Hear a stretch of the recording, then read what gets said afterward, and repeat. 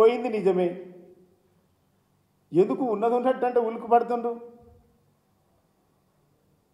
యూనివర్సిటీలో కరెంటు లేదు, నీళ్లు లేవు, మేము హాలిడేస్ ఇస్తున్నామని చెప్పింది నిజమే. చెప్పినందుకు నోటీసులు ఎందుకు ఇస్తారు? ఇలా నేను అడుగుతా ఉన్నా, కాంగ్రెస్ పార్టీ హయాంలో, కాంగ్రెస్ పార్టీ ప్రభుత్వం హయాంలో ఒక యూనివర్సిటీలో చీఫ్ వార్డెన్ ఉండేటువంటి వ్యక్తి పైన నోటీసులు ఇవ్వడం అంటే అసలు కాంగ్రెస్ పార్టీ ఏం చేస్తుంది? అసలు ప్రభుత్వానికి అవగాహన ఉందా? కాంగ్రెస్ పార్టీకి ఎట్లాగో సమస్యలపైన చిత్తశుద్ధి లేదు, సమస్యలపైన అవగాహన లేదు, అంశాలపైన అవగాహన లేదు, అమలుపరిచే విధానంలో కూడా అవగాహన లేదు.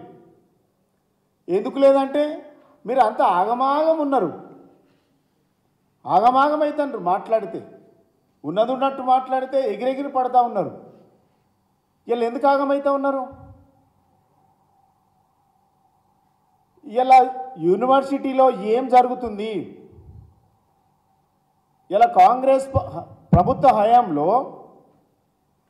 ఒక చీఫ్ వార్డెన్ మీద సోకాస్ నోటీసులు ఇవ్వడం అంటే అత్యంత బాధాకరం. ఇది నిన్న మధ్యాహ్నం 2 గంటలకు వచ్చినటువంటి సర్క్యులర్. ఏంది ఇది? కరెంటు నీళ్ళ కొరత ఉండడం వల్ల విద్యార్థులను వెకేట్ చేయాలి, హాలిడేస్ ఇస్తున్నాం. ఎప్పటి నుంచి? మే 1 నుంచి మే 31 వరకు.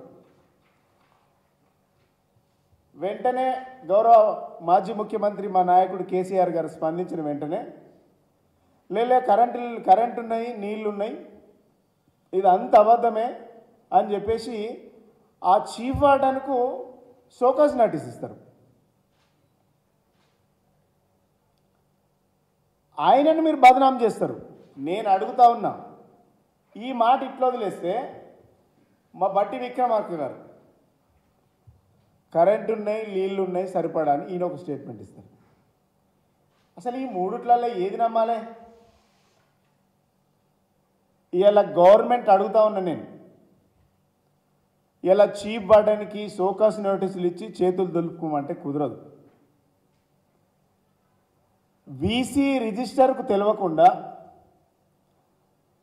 చీఫ్ వార్డెన్ మీద వీసీలు ఉంటారు. వీసీల మీద education principal secretary, higher education secretary ఉంటారు.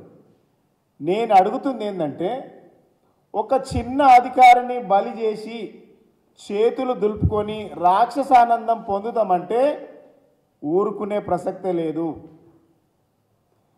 యూనివర్సిటీలో ఉన్నటువంటి ఎస్సీ ఎస్టీ ఉద్యోగుల సంఘం స్టేట్మెంట్ ఇచ్చింది. మంచి జరిగితేనేమో మీ ఖాతాలు వేసుకుంటారు, నష్టం జరిగితేనేమో మా ఎస్సీ ఎంప్లాయీస్ల ఖాతాలు వేస్తారని. ఇలా మేము కూడా అదే ప్రశ్నిస్తూ ఉన్నాం. ఇక్కడ నుంచి చీఫ్ వార్డెను సొంతంగా పై అధికారులకు తెలియకుండా సర్క్యులర్ జారీ చేయలేదు.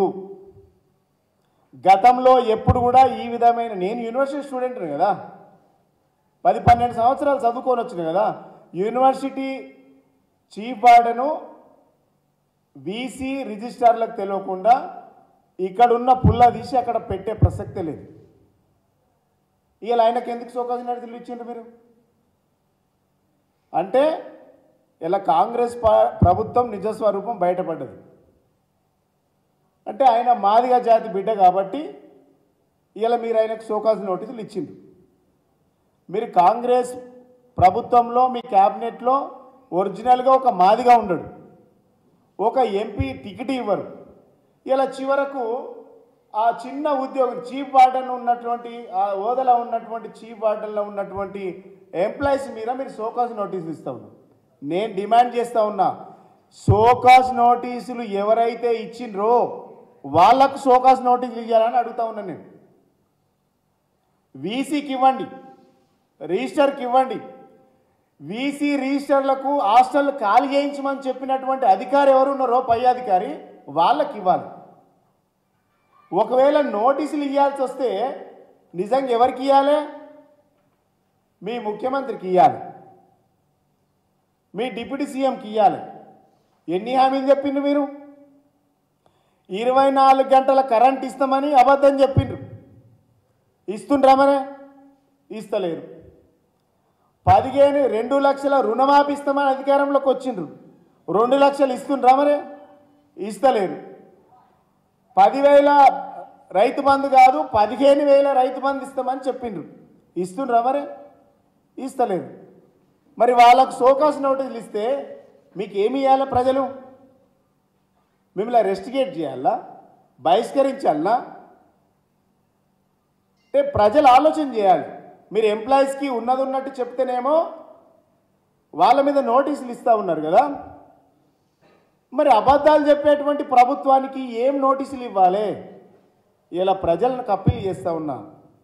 ఇలా ఉన్నది ఉన్నట్టు చెప్తున్నటువంటి అధికారులకు నోటీసులు ఇచ్చేటువంటి ఈ ప్రభుత్వానికి ఈ రాబోయే పార్లమెంట్ ఎన్నికల్లో శాశ్వతంగా ఓటు ద్వారా బుద్ధి చెప్పండి. దొంగ హామీలు ఇచ్చిండ్రు, అమలు కాని హామీలు ఇచ్చిండ్రు, మీ వల్ల కాదు అని చెప్పండి. మీతో అయ్యే ప్రసక్తే లేదు అని చెప్పండి. అందుకనే మీకు ఓటు వేయమని చెప్పాలని నేను ప్రజలకు అప్పీల్ చేస్తూ ఉన్నా. ఇలా అన్ని హామీలు అమలు కాని హామీలు ఒక్కటి నెరవేర్చలేదు. ఇలా దీన్ని 100 సంవత్సరాలు ఉన్నటువంటి ఈ యూనివర్సిటీలో కరెంటు కోతలతో నీటి కొరతలతో యూనివర్సిటీ సతమతం అవుతుందని చెప్పడంటే సిగ్గుచేటు. మేము కరెంట్ ఇస్తున్నామని ఎట్లా చెప్తారు? ఇంకా మీరు మీ హయాంలో నీళ్లు లేవు, సాగునీళ్ళు లేవు. హైదరాబాద్లో ఎప్పుడైనా అసలు తాగునీరు కొరత వచ్చిందా? 10 సంవత్సరాలలో ఏ ఒక్కరైనా హైదరాబాదులో కాలి బిందెలతోని కాలి కుండలతోని అక్క చెల్లెళ్ళు మా తల్లులు రోడ్ల మీదకి వచ్చి నీళ్లు పట్టుకునేటువంటి వాటర్ ట్యాంకర్ల ద్వారా నీళ్లు పట్టుకునేటువంటి పరిస్థితి చూసినామా? ఇదే యూనివర్సిటీలో నీళ్లు లేవు, మీరు హాస్టల్ను వెకేట్ చేయండి అనేటువంటి మాట మీరు ఏం చెప్పదలుచుకున్నారు? యూనివర్సిటీ విద్యార్థులకు అనేక భ్రమలు కల్పించిండ్రు. నిరుద్యోగులకు, యూనివర్సిటీ విద్యార్థులకు బీఆర్ఎస్ పార్టీని అసలు ఎంత బదనం చేయాలో అంత బదనం చేసింది మీరు.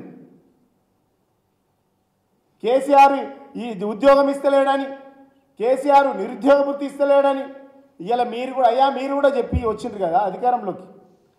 సంవత్సరం లోపే 2 లక్షల ఉద్యోగాల నోటిఫికేషన్ ఇస్తామని చెప్పిండ్రు. ఇలా సిగ్గుచేటు ఏంటంటే మేమిచ్చినటువంటి నోటిఫికేషన్లకు పట్టాలు ఇస్తారు మీరు. మంది కూట్టిన పిల్లలను మన పిల్లలను ముద్దాలని సిగ్గు అనిపిస్తలేదా ప్రభుత్వానికి?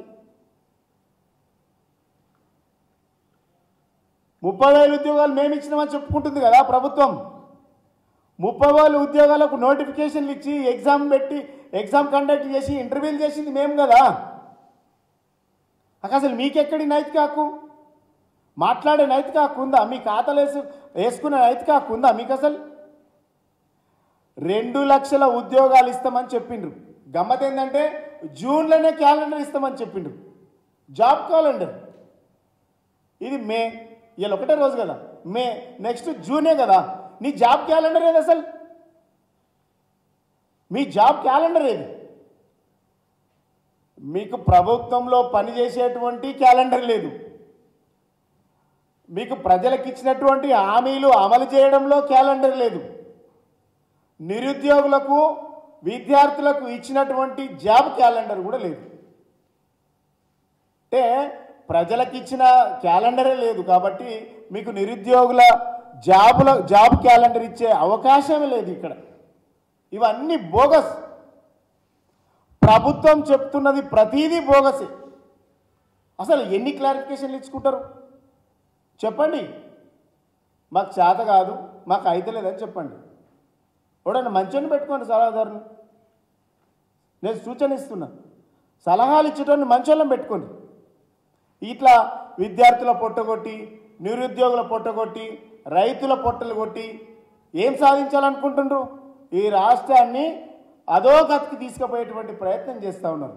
కేసీఆర్ గారేమో భారతదేశ పటంలో చూపించిండు తెలంగాణను, మీరు దాని అంచున చూపిస్తూ ఉన్నారు.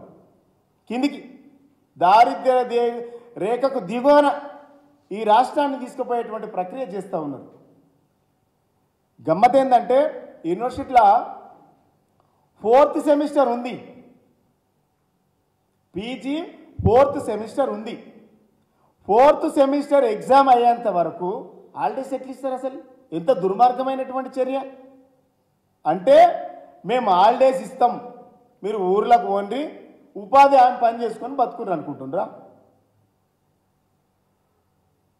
ఉపాధి హామీ పనులు ఇచ్చినాం, ఆ పనులలో చేసుకొని ఉండుర్రు అనుకుంటుండ్రా? ఉస్మానియా యూనివర్సిటీ అంటే ఒక పీజీ విద్యార్థులే కాదు, యూపీ నుంచి యూపీఎస్సి పోటీ పరీక్షలకు చదువుకున్నటువంటి విద్యార్థి లోకం అంతా అక్కడ ఉంటుంది. ఇక్కడ ఇంకోటి ఏంటంటే, రాష్ట్ర వ్యాప్తంగా అన్ని ఎంట్రన్స్ టెస్టులు అన్నీ జూన్ మాసంలో ఉన్నాయి.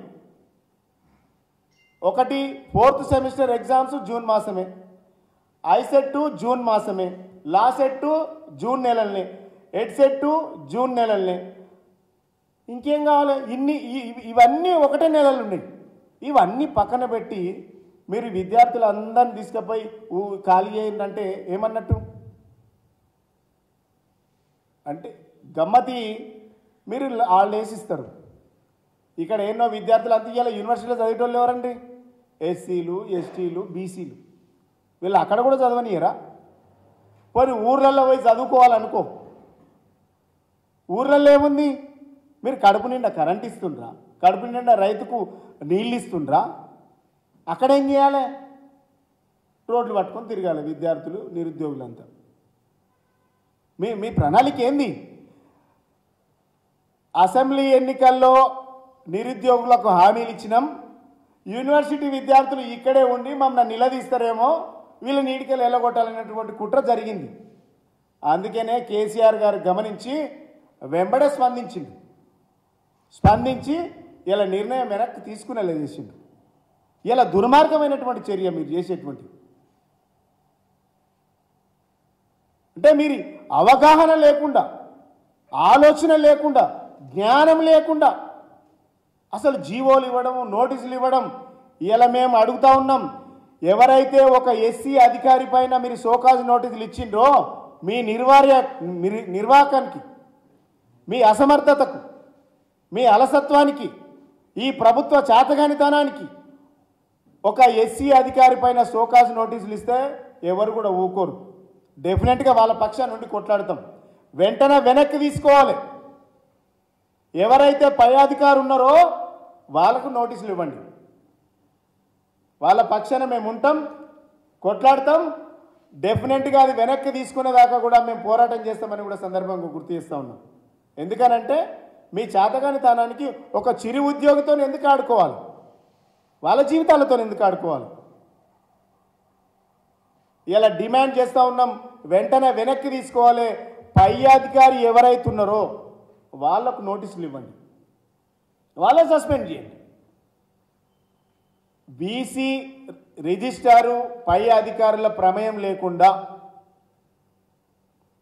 చీఫ్ వార్డెన్ అనేటువంటి ఆఫీసరు అధికారి నిర్ణయం తీసుకున్న ప్రసక్తే లేదు. ఇది అత్యంత దుర్మార్గమైనటువంటి చర్య. యూనివర్సిటీ విద్యార్థులంతా ఏకం కావాలి. ఒక దళిత అధికారికి అండగా నిలబడాలి మీరంతా. ఈ ప్రభుత్వం చేస్తున్నటువంటి కుట్రను గమనించి మనం తిప్పుకొట్టాల్సినటువంటి బాధ్యత ఉందని కూడా సందర్భంగా గుర్తు చేస్తూ ఉన్నాం. ఇది ప్రభుత్వం యొక్క చేతగానితనం. జూన్ నెలలో నీట్ పరీక్ష ఉంది, నెట్ పరీక్ష ఉంది, టెట్ పరీక్ష ఉంది, డిఎస్సి పరీక్ష ఉంది, గ్రూప్ 2 ఎగ్జామ్స్ ఉన్నాయి, గ్రూప్ 3 ఎగ్జామ్స్ ఉన్నాయి. ఇవన్నీ పక్కన పెట్టి మీరు హాలిడేస్ ఇస్తూ ఉన్నారు. ఇప్పటికైనా విద్యార్థుల పరిస్థితులను గమనించి మీరు ఉండాలనేసి కూడా సందర్భంగా గుర్తు చేస్తూ ఉన్నా. ఇలా మీరు అవగాహన లేకున్నటువంటి చేస్తున్నటువంటి ఈ పనికి మాలినటువంటి చర్యల వల్ల సామాన్యులు బలైతా ఉన్నారు, అమాయకులు బలైతా ఉన్నారు. ఇలా మీరు పెద్ద పెద్ద పోస్టర్లు పెట్టుకుంటున్నారు కదా, దమ్ముంటే చేసి చూపించండి, అమలు చేసి చూపించండి. అంతే తప్ప ఇది ప్రతిపక్షాల మీద నెట్టేస్తాం, వాళ్ళు చేసిండ్రు కాబట్టి మేము చేయలేకపోయినాం అనేటువంటి వాదనలు అనేటివి చిల్లర వాదనలు. ఎస్, యూనివర్సిటీ విద్యార్థులకు ఎప్పుడు కూడా ఇలాంటి పరిస్థితి రాలేదు. ఒక కరోనా సమయంలో ఉన్నట్టుంది నాకు తెలిసి. అంటే ఇంత పెద్ద వ్యవస్థలో కూడా మీరు నడపలేకపోతున్నారంటే పూర్తిగా అవగాహన రహిత్యం. విద్యార్థులకు మేము డెఫినెట్గా అండగా ఉంటాం, వాళ్ళ పక్షాన నిలబడతాం. ఇలా విద్యార్థులు ఆలోచన చేయాలి, నిరుద్యోగులు ఆలోచన చేయాలి. కాంగ్రెస్ పార్టీ అనేక అబద్ధాలు చెప్పి అధికారంలోకి వచ్చింది. ఒక్క హామీ అంటే ఒక్క హామీ అమలుపరిచే పరిస్థితి లేదు.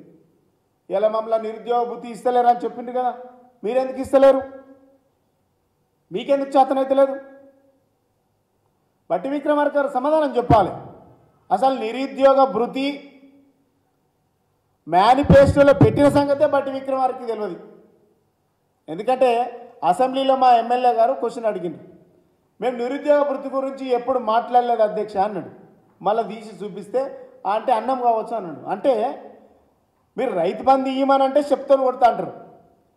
నేతన్నలకు మాకు మిగిలిన బడ్జెట్ ఇయ్యండి అని అంటే నీ రోజు ప్యాకెట్లు అమ్ముకోండి, పాపడాలు అమ్ముకోండి అంటారు. ఇంకేంది, మాకు అన్యాయం జరుగుతుంది అని అంటే మీ నోటికి వచ్చినట్టు మాట్లాడుతూ ఉన్నారు. మీరు మాట్లాడితే ఎవరు చేతులు కట్టుకొని ఇక్కడ కూర్చునే ప్రసక్తి లేదు. అందరి పక్షాన కేసీఆర్ గారు కొట్లాడతారు. ప్రజల పక్షాన, రైతుల పక్షాన, కార్మికుల పక్షాన, ఈ రాష్ట్ర ప్రజల ప్రయోజనాల కోసం పుట్టినటువంటి పార్టీ బీఆర్ఎస్ పార్టీ. ఇలా తెలంగాణ అస్తిత్వం కోసం పుట్టినటువంటి party BRS party. BRS party ఇలా ప్రజల అస్తిత్వం కోసం కొట్లాడుతూ ఉన్నది.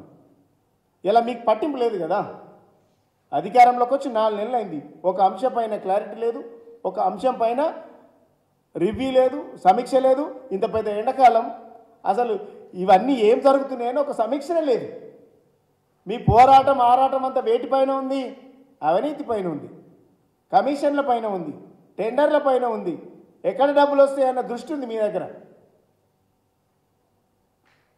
కాబట్టి విద్యార్థి లోకం తరపున డెఫినెట్గా మేము ఎప్పటికుంటాం. ఎవరైతే సోకాస్ నోటీసులు ఇచ్చినటువంటి అధికారిని ఇచ్చినటువంటి నోటీసులను వెనక్కి తీసుకోవాలి. ఎవరైతే పై అధికారులు ఉన్నారో వాళ్ళకి ఇవ్వాలనేసి సందర్భంగా డిమాండ్ చేస్తా ఉన్నాం. Thank you.